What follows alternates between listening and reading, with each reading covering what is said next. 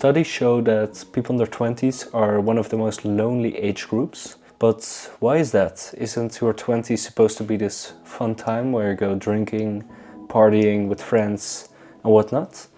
And with the internet, right, we can be so connected. We have Snapchat, we have WhatsApp, we have everything we need, but yet we're still lonely. I've been struggling with loneliness for a couple of years, and I figured I'd make this video to hopefully give some tips that have helped me and hopefully they're gonna help you. So the first step, and in my opinion the most important step, is you have to start working on yourself first. So put your phone away, stop scrolling, stop trying to distract yourself from the fact that you're feeling lonely, that there's something missing. Could be that you have a big group of friends, but you can still feel lonely, or you don't have any friends and you want to get friends. The most important thing is to just really sit down and think, am I somebody I would want to be a friend with? And if the answer is no, then you have to try and fix that step by step. You don't have to become like this super social guy or girl all of a sudden, but you just have to start somewhere. Maybe pick up a new hobby, maybe join a sports club, maybe join a community online. You have to start somewhere, but essentially the first step is starting with yourself instead of seeking out external solutions. Which actually brings us onto the second step of this video, which is action. You have to take action. You cannot think your way out of being lonely. You cannot all of a sudden become super social by just thinking about it, by reading books. You also have to apply the knowledge you gain. I was just overthinking too much. I remember before social gatherings or going to a party or whatever, I would just think out, make a plan about the way I would act, the stuff I would say, and it would just end up like making me more stressed. I would say the best thing is just do it, don't think about it. And some ways that have been helpful for me are coming up to strangers and just like asking them questions and maybe complimenting them and starting a small conversation, even though it may feel super awkward at first, which it will definitely do. It will definitely feel awkward. That's a very good way, that's a very good skill to have in life, I believe. And I've been doing that for a couple of years now, and I'm at the point where I really enjoy talking with strangers. Like, I just come up to people and sometimes people even come up to me. And a little bit of a backstory about myself. I've always been kind of introverted and it didn't come naturally to me to speak to people. Definitely not strangers or anything. I still remember in high school I used to really struggle with making friends and connecting with people. And I think part of the reason behind that is that I was never interested in stuff like video games, like drinking, like partying, going out. And without knowing, I was always a bit interested in like self-improvement, fitness, psychology, like that kind of stuff. And for me, I found it really difficult to then connect with people because you're just like trying to be interested in what they're up to, what they are doing, but then you're honestly not interested. Another way to do it is to find communities online. Like, you can use the online world in a good way and you can find communities of people of the same interests. Maybe you're into fitness, then you can find a group of people that are also interested in fitness. Maybe you can work out together.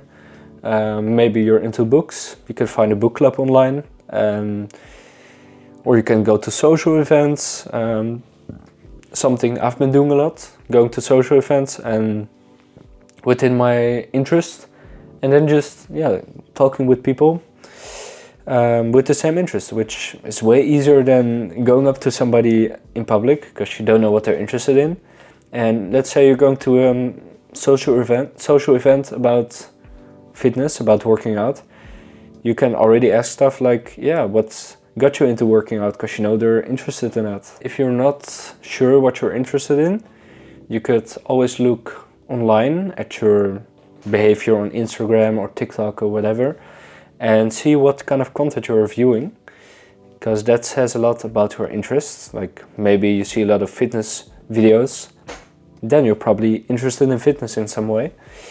And I would say really give it some time. Like you're not gonna become this super social person all of a sudden overnight. One small step I personally made is I love working out, love going to the gym, and I stopped listening to music there. And what I found was it was way easier for me to go up to people, to talk with them, and it was also way easier for other people to actually like engage with a conversation with me, because I was not blasting music in my ears, and yeah, I was just not available. Nobody could reach me. I just had headphones in like most people at the gym, and yeah, nobody could talk to me. And now since I've stopped listening to music, all of a sudden I have some conversations and like people I actually like hang out with. The third point I have in this video is people come and go.